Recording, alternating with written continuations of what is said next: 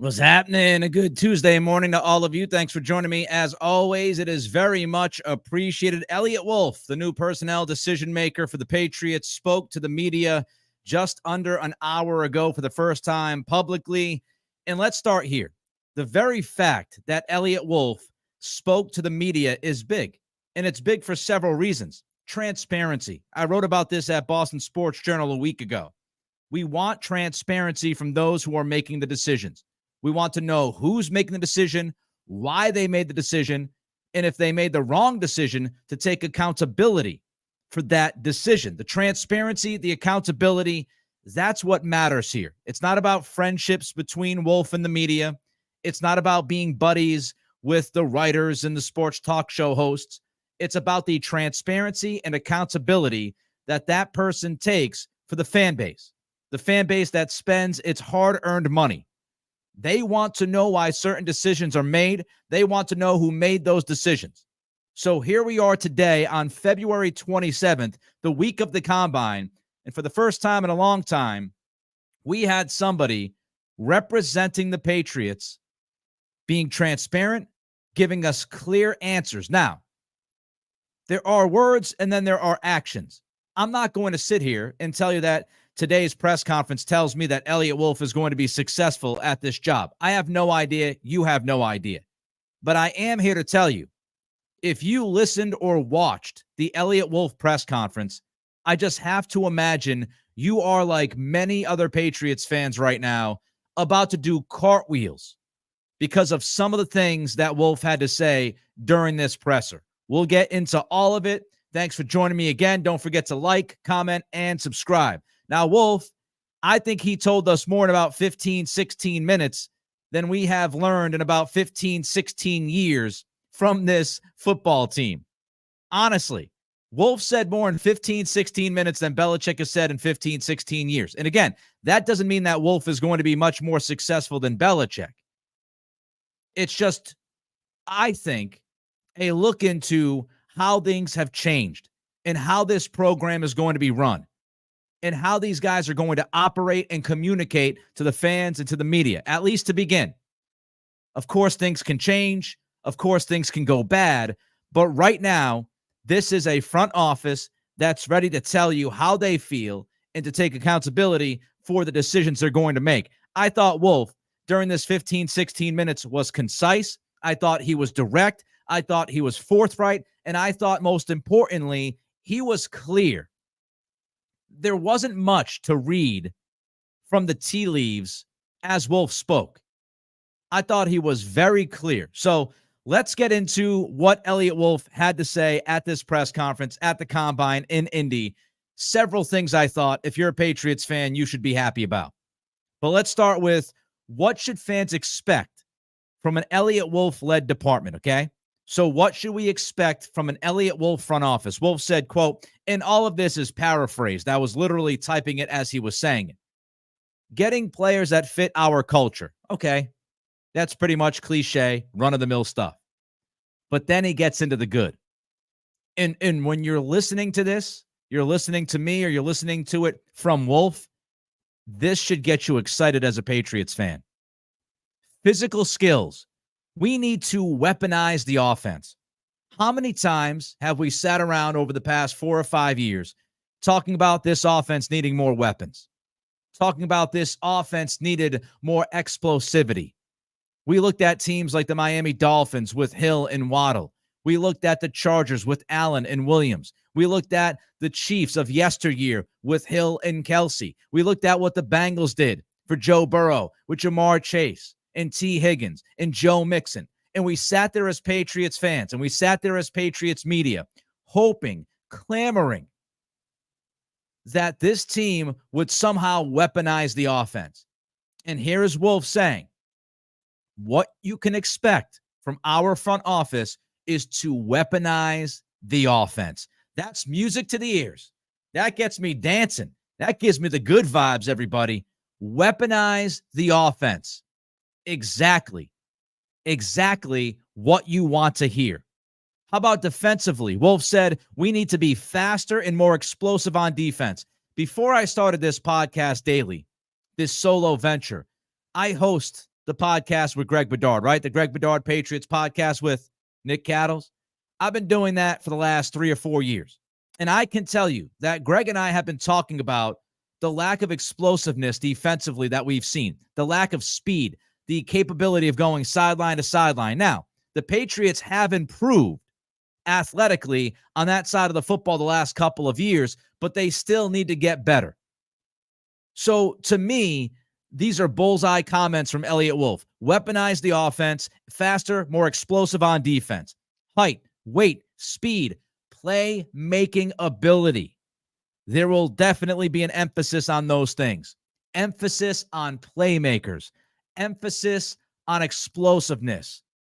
Emphasis on speed. Weaponizing this offense for whoever the quarterback is. These are exactly the kinds of things when we looked at this football team post-Brady that we've all wanted, that we've all asked for, that we all saw with our 2 eyes trying to figure out what in the blue hell is this front office and Bill Belichick watching? Because we're watching an offense that is not weaponized. We're watching an offense that has not much speed. We're watching a defense that's not fast enough sideline to sideline consistently enough. Exactly what you want to hear. How does Elliot Wolf's roster building philosophy differ from Belichick's philosophy? Here's what Wolf said. More reliance on playing young players. Develop from within. He later said that there's certainly more of an open, less of a hard-ass type vibe in the building. People wanted different. People would ask me, Nick, if you brought in Elliot Wolf, right, if you promoted Wolf, then what's the difference? He's been in the front office with the Patriots. He's been with Belichick for the last few years. And I had said, oh, it's going to be different. Elliot Wolf's a different guy, different personality. I said the same thing about Gerard Mayo. Do not give them the guilt by association tag. Rip it off their chest. Don't do it to them. Let them show us who they are by what they do, how they talk, how they walk, what their actions are, right? Because there's words versus actions. But Wolf sitting here telling us this is going to be a completely different vibe, folks. I mean, he said it. He said it clearly. Less of a hard-ass type culture. You can't be more direct than that. You can't be more concise or clear than that. We're not going to be a bunch of old-school hard-asses with these young players. We're going to play these young guys. We're going to allow them to develop. The personality of this team is doing a complete 180 in front of our eyes. I don't know how much more change you might have wanted than you have gotten in the past 6 weeks. This is all change, full of change. A complete 180. And let's remember, if you're going to play young players more, we have to be ready for the inevitable mistakes to happen. And the Patriots are in a place to deal with that. Coming off of a 4-win season. You make mistakes, you make mistakes. But they're going to play their guys. Remember Pop Douglas last season? Remember the fumble against Miami and how Pop was benched immediately? And he pretty much was put in mothballs for the next couple of weeks. I don't anticipate that happening with this Patriots coaching staff and with this Patriots approach and philosophy. You play your young players. When you listen to Elliot Wolf say that we're going to have more reliance on playing young players, can you imagine? Because we know Gerard Mayo said last week that he and Wolf are aligned when it comes to philosophy. Can you imagine what Gerard Mayo, Elliot Wolf, and some of that coaching staff was thinking last year when Pop Douglas was sat down because he fumbled the football after a very, very good play by Bradley Chubb? They must have been pulling their hair out. We're benching Pop Douglas because of a fumble? I don't think you'll see that. If you draft Marvin Harrison Jr. and he fumbles in week 3, I don't think Marvin's taking a seat. I think Marvin is staying out there playing football. Let's get to the grading system. We talked about the grading system changing, right? That story came out a couple of weeks ago. Alonzo Highsmith joining the front office. Elliot Wolf confirmed that today, called him a senior level executive. Highsmith coming into this front office to work with Wolf hand in hand, and that they were changing the old Belichick grading system, and that they were going to go towards more of the Green Bay grading system. And I thought what Wolf had to say about the grading system was very telling. Before I continue, if you like this kind of stuff, this breaking news podcast. Elliot Wolf speaking for the first time. Do me a favor and give me that like. Every like matters. Take a second of your time. Click the thumbs up on YouTube. If you're watching on Facebook, Twitter/X, you can like this pod as well. And if you're watching video on demand, you can still give us that like. Click that thumbs up. And if you're listening on Spotify and Apple Pods, you can also rate and review. And don't forget, I said this yesterday, a week from next Monday. So 13 days, March 11th, I will be launching a Patreon page for a small monthly fee, bonus content. Not going to impact this pod that we do every day. It's just going to be bonus content for all of you that want that. So like, comment, subscribe, rate, and review. Be on the lookout for the Patreon page that will be launching on March 11th. I'll have more details on that next week as far as what you can expect content-wise from that page. And, of course, super chats are open. If you want to jump to the front of the line, if you have a question or a thought on what Elliot Wolf said, you can send your super chat and you contribute to the program as well. All right, let's get back to the business at hand. As far as the grading system, this was fascinating to me. And I don't think this is football nerd stuff. I think if you're just a layman, if you're a casual fan, you still will understand what Wolf is saying here. But here's what Wolf had to say with the grading system. It's a little bit similar to what we did in Green Bay. He then went on to say previously, talking about the Bill Belichick grading system, previously, it was, this is what the role is. This is more value-based. Let's stop right there. This is what the role is. That was how Belichick's grading system worked. You see a guy, what role is that guy in? How does he fit with this football team? That was how the front office did their job. That's what Belichick believed in. What Elliot Wolf is telling us is that this is more value-based. This isn't about getting the perfect fit on your team. It's about finding the most valuable player that is there. Here's what he continued to say. It makes it easier for scouts to rate guys, to stack them in regards as this guy's the best, this guy's the worst, everything in between. Rather than more nuanced approaches, it accounts value better and makes it easier for the scouts in the fall and spring to determine where guys will get drafted. Here is the translation. Underline it, highlight it, put it in bold, scream it to your friends and family and coworkers. Here's what Wolf is telling us. We are no longer reaching for players in the draft. That's what that means. That's the translation. When you talk about trying to find the specific fit of a player in the draft, when you talk about being more value-based, when you talk about it making it easier for players to get stacked before the draft, when you talk about making it easier for the scouts in the fall and the spring to determine where guys are going to get drafted, what Wolf is telling us is we know, we understand that in years past, we were drafting Cole Strange in the first round. We know that we drafted Joanne Williams to cover tight ends in the second round and blew that pick because we were more focused on the fit on that specific football team versus is that the best damn guy that we can draft right now? Hallelujah. That's what Elliot Wolf told us when he's talking about the grading system, when he's telling us that it's more value-based versus what the role is, and it's going to lean on scouts. He's going to approach the draft more best player available than who can help this team right now, today. That's what he's going to do. More on the system, he said, it's more about the process. This process is a lot more collaborative. Hear from the scouts more. That is critical. More than one voice in the room. We're actually going to bring the guys in and gals that have done the work on these college players, and we're actually going to give them a voice in the room. We're going to listen to what they have to say. We're going to take their advice. We're going to make this system easier so these scouts can tell us who's actually good. Not who could be your slot corner. Who is actually a good football player? Let's start there. And that's what Wolf is preaching. decide what's best for the team at the end of the day. But he's telling us we're going to listen to scouts more often. This system has changed to get away from the tightly stringent, role-defined drafts of the past.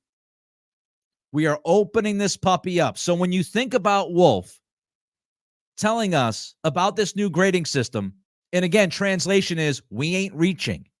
And you think about what he had to say as far as what to expect from an Eliot Wolf-led front office. More explosive and faster on defense, weaponizing the offense.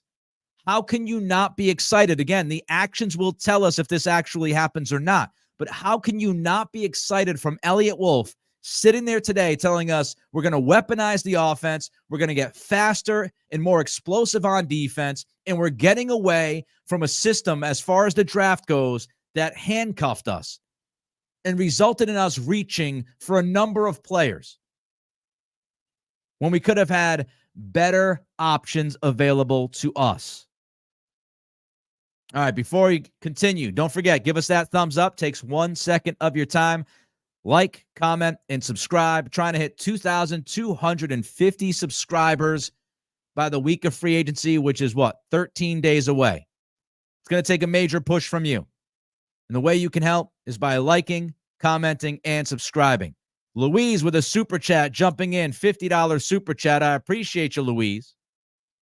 No questions today. Thanks for your pod every day. Love this. Count on me for the Patreon. Well, I appreciate you, Louise. The kind words. Can't wait to get the Patreon going. Again, it's going to be for a small monthly fee. I'm not going to ask for a ton of money. It's all going to be bonus content, extra stuff. We're not going to do the same old, same old. We're going to do bonus content. And I think that you guys and gals are going to enjoy the options that we have as far as the bonus content coming your way. More details on that next week. This should be music to the ears of every Patriots fan and follower. All right, as far as now, we have an idea as to what kind of player Wolf's looking at. We have an idea as to the grading system and how they're going to get to that player. I thought what was next was the power structure. We've been talking about Jonathan Kraft. We've been talking about Robin Glazer. People have wondered whether or not if Elliot Wolf was going to actually be the person who makes the final call and the final decision, et cetera, et cetera. Wolf was asked about cap space in the 3rd overall pick, and he was asked specifically about ownership's role. Here's what Wolf had to say. They, talking about Robert and Jonathan, they prefer to stay out of football. They're very supportive. Anything we need, we've got in a lot of ways. They have opinions, which they'll share. Ultimately, it's down to Gerard and I. Now, we all expect ownership to have opinions. They should have opinions. They own the football team. I just don't want Jonathan Kraft on the night of the draft walking into the war room saying, I want that guy at 3, and that's who we're drafting because that's who I want. That's when you've got issues. Let ownership talk. Let ownership have their opinions. Let ownership get updated by the front office and coaching staff. It's all fine. I mean, it's their team. That's what should be happening. They should be getting information as time goes on. They're the ones that built the stadium. They're the ones that spend the money. But I thought, again, Wolf was very clear. He's very direct. Ownership doesn't want to be involved in football. They're going to be supportive. They'll have their opinions, but they're not getting involved in our work. Translation, Jonathan Kraft is not bullying his way into the draft war room. Again, actions versus words. We can only go off of what we're hearing today from Elliot Wolf, but he's telling us the Krafts are not going to be involved in football decisions. Robert Kraft has said that. Gerard Mayo has said that. Elliot Wolf has said that. They have all said that is not what's going to happen. He also talked about, we have anything we need, which tells me, yeah, we got money to spend. Robin Glazer. A lot of people have been asking about Robin Glazer. Some people in the media did not like how Gerard Mayo handled the Glazer question at the press conference a week ago. Here's what Wolf said about Glazer. Good resource, continues her role as legal counsel, helps with day-to-day things that need to be taken care of. Here's my translation. She's not a football ops person. She's legal counsel. And she helps us on a day-to-day basis with the things that she can help us with, i.e., contract language, some of the negotiation stuff, some of the interview process, to be a liaison, I'm sure, between the football ops and the coaches and all of these interviews. So Elliot Wolf, according to Wolf, Robin Glazer, she's legal counsel. That's what she's been. That's what she's going to be. She's helping us day to day with things that need to be taken care of. I don't take that as football decisions. I take that as, hey, this contract needs to be ironed out. Can you help us, Robin? Can you get this thing signed, sealed, and delivered? Thank you. Hey, the league came up with a new rule. Can you look at that? Can you do some research on that? Thank you. Hey, we got the Rooney Rule. Do we need to know anything that's been added with that's her role, according to Elliot Wolf. He also hit on the collaborative effort, said Coach Mayo, Matt Groh, they're going to be involved, but the $1 million thing he said, he talked about collaboration, but he said at the end of the day, someone has to make the pick, and that will be myself. Boom. What more do you want to hear? He's hitting all the right notes. I mean, this is Prince during halftime of the Super Bowl. This is a performance, a virtuoso performance from Elliot Wolf. He is saying everything I want to hear. Now, is he talking me into believing? He's talking me into believing that he sees things like many people have seen things over the past few years and how it's going off the rails here. He still has to actually do the job. But as far as what he had to say today, my man is hitting all the right notes. My man is like Adele. Not a chink in the armor in that voice. Hitting all the notes. Telling me everything I want to hear. I mean, I want to take him out to a movie after this press conference. I want to take him out for a drink. I wish I was in Indy. Buy this man a beer or whatever he drinks. So explosive players, weaponizing the offense, defensively, faster, more explosive, grading system that is not going to look for, exclusive handcuffed fits, not reaching anymore.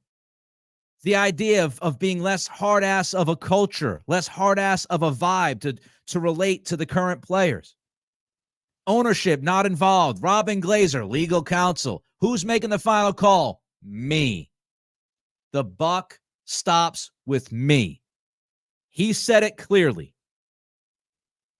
Coach Mayo, Matt Groh, we're going to have a collaborative process. But at the end of this day, someone has to make the pick, and that will be myself. How long have I said that? Since the beginning of this podcast, right? I have been saying fans need to know who's making the call, and you need to be clear about it. You go back to the Gerard Mayo introductory press conference when Robert Kraft said, we're going to have somebody who is going to be the decision maker.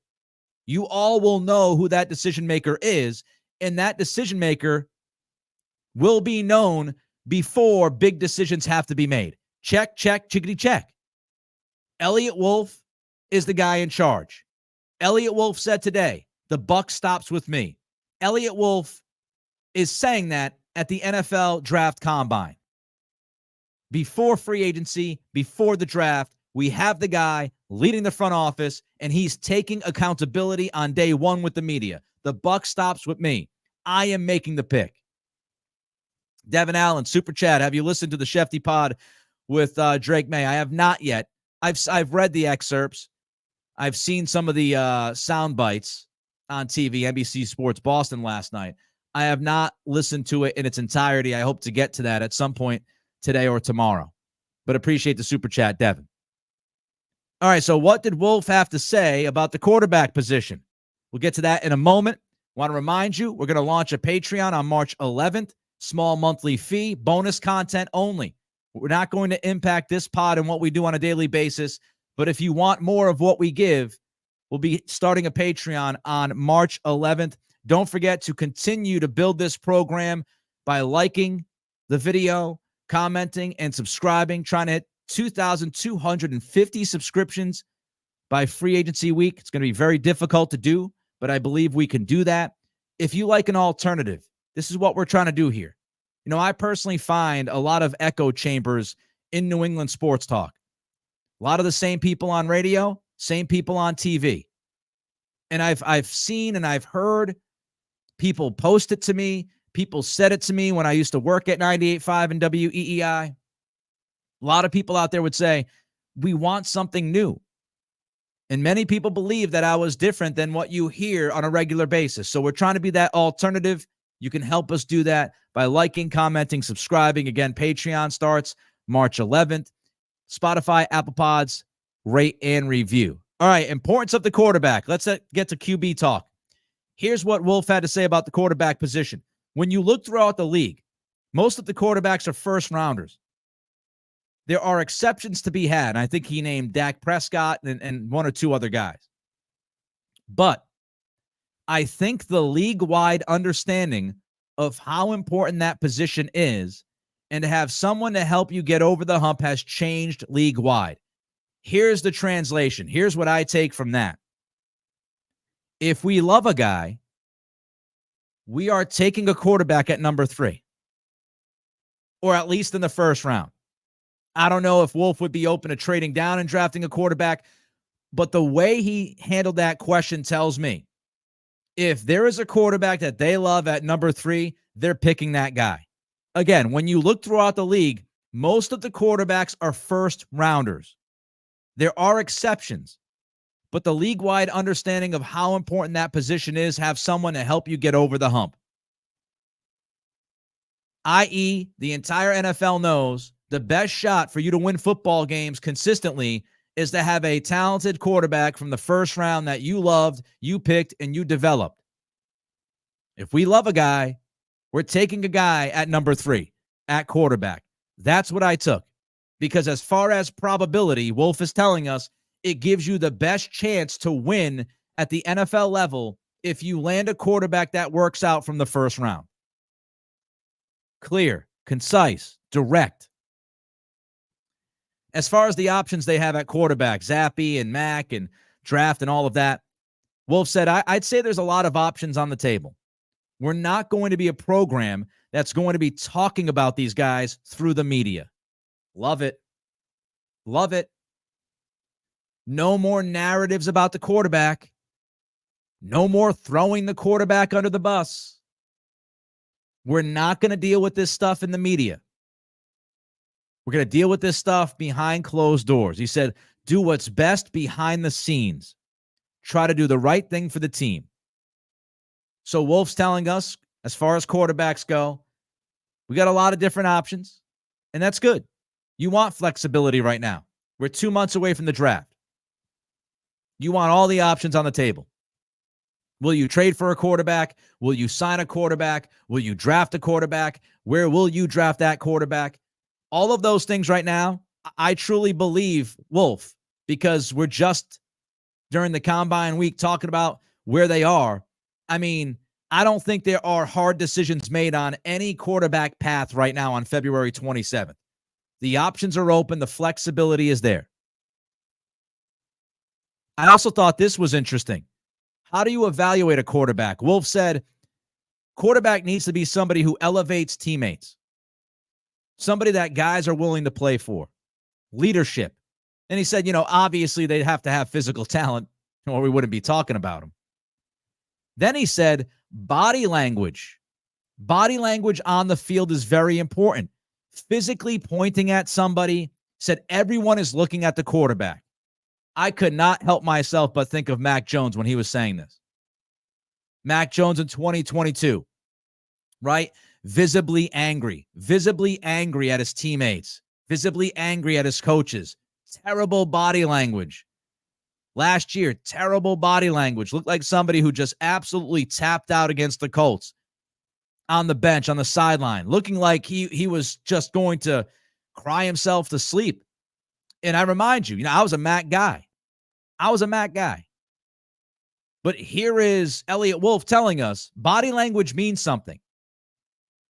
I mean, I don't know how you hear that from Elliot Wolf and not relate it to Mac Jones the last 2 years with all the body language stuff, physically pointing at somebody. I mean, Wolf said that. He said physically pointing at somebody. We saw this from Bailey Zappi too towards the end of the season, being frustrated with his receivers, throwing his hands up, motioning at them. So I don't doubt at all that Wolf is looking at Mac Jones saying, yeah, he either has to drastically change if we're going to keep him or that guy ain't it. More on the quarterback mentality. This week is about talking to the right people and asking the right questions. Might be here or at a later date at a pro day. And then he said this, we have to determine who can handle being the quarterback of the New England Patriots, and I love that. We got to get a dog. We got to get somebody who's mentally tough. This is New England. It's Boston. These fans don't screw around. The media is brutal at times. We need somebody who can handle that. Who's tough enough mentally? And I think, Wolf sitting there saying we have to determine who can handle being the quarterback of the New England Patriots. That's all about approach. That's all about maturity. That's all about leadership. That's all about body language. It's not about talent. Can this guy throw a football through a wall? Yeah, he can. Great. But does he have the Jay Cutler-like mentality? Got to get a dog. What did Wolf have to say about Michael Onwenu's free agency? We'll have that in a minute. First, like and subscribe, rate and review. We are the alternative to the echo chambers that many of you are tired of hearing in the local media. We're just trying to do things differently here. I'm not telling you that those people do things wrong. They're highly successful at what they do. We just approach this differently. And if you want the alternative to the way some things are done elsewhere, I personally feel, and I'm biased. I'm very biased. It's me. Names on the pod. Where am I looking, pointing? I think this is the alternative. Like, comment, subscribe. Appreciate you. All right, Onwenu. Another important thing. I mean, Elliot Wolf had so much to say today. Here's what he had to say about Mike Onwenu and the agent situation. Doesn't impact us. Mike's a core player for us. No secret, we want to try to keep Mike. It's going to be a little wrinkle to deal with Mike because of the agent thing. Certainly someone we view as a cornerstone for us. Can I just take a minute? If you're watching, I'm just leaning back. Lean back. Lean back. I'm leaning back for a minute for emphasis. Making a silly face. Mike's a core player for us. We view him as a cornerstone. No secret, we want to try to keep him. I mean, what else does Elliot Wolf have to say to the media today that would lead you to believe that they see Mike Onwenu as a major piece of the puzzle and that he is a priority for this football team? What else does he have to say? No secret, we want to try to keep him. He's a cornerstone. He's a core player. Sounds like they are not afraid of paying Mike Onwenu. Now, they're trying to peg the value, I think, between guard and tackle. But Elliot Wolf did not come across today as somebody who's scared to pay Mike Onwenu. He did not come across as somebody who doesn't want Mike Onwenu. And for people saying what else is he supposed to say, he could say a lot of different things than calling Mike Onwenu a cornerstone, calling him a core player, and saying there's no secret we want to keep him. And that is blatantly telling us that they want Mike Onwenu on this team. You don't call a guy a cornerstone unless you believe he's vital to the program. So I thought that spoke volumes as far as how they see Onwenu fitting in with this football team. And you wonder, did Onwenu get rid of his agent because the agent was trying to get every single solitary last cent? I don't know. Was the agent driving for every penny and Onwenu just wants to stay? We'll have to wait and see. But Elliot Wolf did not sound like somebody who was walking away from Mike Onwenu. Now, Onwenu might get paid through the nose, and it might get to an outrageous price where the Patriots say, we just can't We just can't do that. We can't pay, $20+ million a year for 5 years. We can't give Onwenu $100 million contract. You might get to that point, but I don't think there's any doubt that Elliot Wolf looks at Onwenu and says, this guy is somebody we want on our football team. As far as the franchise tag, he said all options are on the table. And again, he doubled down. We definitely want to keep Mike and Kyle. I mean, what? And I'm not telling you that they're going to keep them. Again, actions versus words. But when's the last time we heard Bill Belichick go out there and say, we definitely want to keep this player? This guy's a cornerstone. This guy's a core player for us. It's no secret we want to keep him. When's the last time you'd have that amount of transparency about any player on this football team? Whether you like it or you don't like it, it just shows we're in the middle of a drastic change.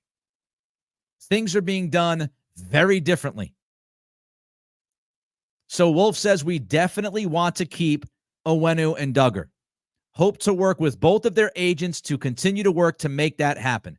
And his comments about Onwenu, his comments about Duggar, comments about the franchise tag, he's being consistent because those go hand in hand with what he said earlier in the press conference when he talked about developing from within. The philosophy, the Green Bay philosophy. Play the younger players. Rely on those young players more often. Develop those young players. And then when those players are developed, you extend those players and you keep them because they help the culture. And so what Wolf is saying here about Onwenu and Duggar, it marries with what his philosophy is. Draft good players, develop those players to be even better, and when you get to that stage, keep those players in-house, extend those guys. Therefore, I want to extend Onwenu and Duggar. On free agency, Elliot Wolf said we're going to aggressively help the team. Take that however you want. Try to do what's right. Whether that's spending or saving, that's TBD. I think what Wolf is telling us here is we're not going to go delirious. We're not going to deliriously overpay for people, but we have money to spend, and we are going to be aggressive to upgrade the talent on this team. I mean, I don't want to sit here and get too far. I'm not going to throw a parade. I'm not telling everybody to get the duck boats ready. It's going to be a long rebuilding process, right? If you win 7 games this year, I think we should be happy with that, depending on what the offseason looks like. But what I can say unequivocally is if you had any doubt about Elliot Wolf and what his philosophy was, what kind of players he's going to target, how he's going to target those players, where the team stands with ownership and who's making the final call and the power structure of this program. If you had any of those questions, if you had questions about Mike Onwenu or Kyle Duggar or spending money, the franchise tag, if you had any questions, I don't know how much more Elliot Wolf would have had to say during this press conference to answer your questions directly and clearly. If anybody in the media walks away from this press conference complaining about not getting enough information, they're full of it. They're absolutely full of it. Because what we got during this press conference was exactly what I wanted, and I think exactly what you wanted. Went in-depth on the quarterback. Went in-depth on the grading system and how it differs from the Belichick system. Went in-depth about the culture and not being hard asses anymore. I mean, what else did you want from Elliot Wolf? He gave you everything in 15 minutes that you needed. This was chicken soup for the football soul. If you have been struggling over the past 4 years, dealing with some of the things that we've all had to deal with. The idea of not keeping your own talented players. The idea of drafting those talented players and not reaching anymore. Attacking on offense and defense. Getting athletes but athletes that can play the game. A collaborative effort, but I'm making the final call. I honestly don't know what Elliot Wolf could have said that would have made you feel any better about how you feel right now. I don't know what he would have had to say. The bar is way too high. If you wanted more, Matthew Murphy, like what I heard a lot, really hoping Wolf can stick around after the draft. Don't want him getting offended if/when the Crafts are forced to conduct outside interviews. Well, Matthew, they won't have to conduct those outside interviews if they continue to play the games with the titles. And Wolf was asked about his title today, and it's the same title that he had last year, when his role has obviously changed, but he still has the title. And I think that's because the Crafts want to give Elliot Wolf every opportunity to prove himself. Go out and do the job. You get the 3rd pick overall in the draft. You get a ton of cap space to utilize. Go out and knock our socks off.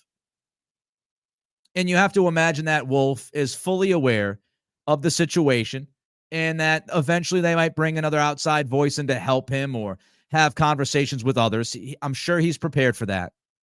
But what Elliot Wolf has to focus on is just doing a good job. If Elliot Wolf has a really good offseason, Elliot Wolf won't have to worry about losing a job or being demoted or any of that. Young Power points out what I pointed out a little bit earlier on the show. Did you hear Wolf say they changed the grading system? Yep. And he went into full detail. The previous grading system was, this is what the role is. The current grading system is, who's a good football player? Make it easier for scouts. Rob D. I admire and appreciate the openness from the new regime. We were starving for some transparency after Belichick. We will not know how good they are for 3 or 4 years. However, patience is key for fans. Yes. That's why I say, look, actions versus words. Elliot Wolf said all the right things today. He went in depth about a number of different categories that we've discussed on this podcast, answers that we wanted. And he gave us those answers. He gave us a lot of those answers. But inevitably, as he would say at the end of the day, which is a Gerard Mayo favorite too, at the end of the day, inevitably at the end of the day, it's the actions. Do they follow up what they say? Will we see reaches in the draft? Will they be tight with money if they have an opportunity like last offseason to sign DeAndre Hopkins to a very fair deal and walk away? Actions will speak the volumes. But I love what I heard. And I do think a lot of people have been waiting. Nolan says this will be a day long remembered. If everything works out, yes. If everything doesn't work out, yes. We will go back to today and we will look at everything that Wolf said. But that's the point, isn't it? That's the point of transparency. It's not about friendships with the media. It's about transparency. It's about taking accountability, because now, if the Patriots royally screw up this draft, we have video and audio of Elliot Wolf sitting in front of the media in the football world saying, I'm making the pick. Buck stops with me. Now we can look at Wolf and hold him accountable, good or bad, for what happens this offseason. Real Nighthawk said, Elliot Wolf said a few things that stood out today. Biggest one for me, it's going to come down to Gerard and I. Yep. It's going to come down to Gerard and I. He's making the final call. He'll get with Gerard. And as Gerard said last week, and we talked about it in depth, you can check out the podcast, prior pods on the channel. Subscribe. Don't forget, comment, like, and subscribe. All the likes mean the world to me. More likes means more eyeballs. Rate and review. Spotify, Apple Pods. Let's try to take the world over in our little section, our little corner of that world. But yeah, we've talked about this with Gerard Mayo during the coordinator's press conference. He told us he and Wolf see things the same. Philosophies align. They hit it off day one. Sounded like somebody was ready to get married. But that's good. You want your head coach and you want the guy who's making the final call or the woman who's making the final call in the front office to align, to agree on things. They don't have to agree on everything, but to agree is good. Marilyn says, We'll have to try to find it online so I can listen in full. Very easy, Marilyn. Very easy. You can go to YouTube, Patriots YouTube channel had the press conference live today, so it's up there, and it's ready to be viewed. I think it's about 18 minutes long. So if you want to check it out in full, again, this is all stuff that I paraphrased, try to get as much detail as I could as I was typing it out, listening, knowing how to do a pod in about 20 minutes. But there's more. I mean, he said more. He said more. This is just part of what he said. He said more at that podium. So you can check it out, Patriots YouTube page. They've got it there if you want to listen in full. All right, I'm out of here. Hopefully all of you enjoyed this. Don't forget to like, comment, subscribe. Patreon, bonus content starting March 11th. So 13 days away. Not going to impact this pod or the Greg Bedard pod. It's extra content for all of you that like what we're doing here. That starts on March 11th. Comment, like, subscribe. If something big breaks later, of course, we'll be here for it.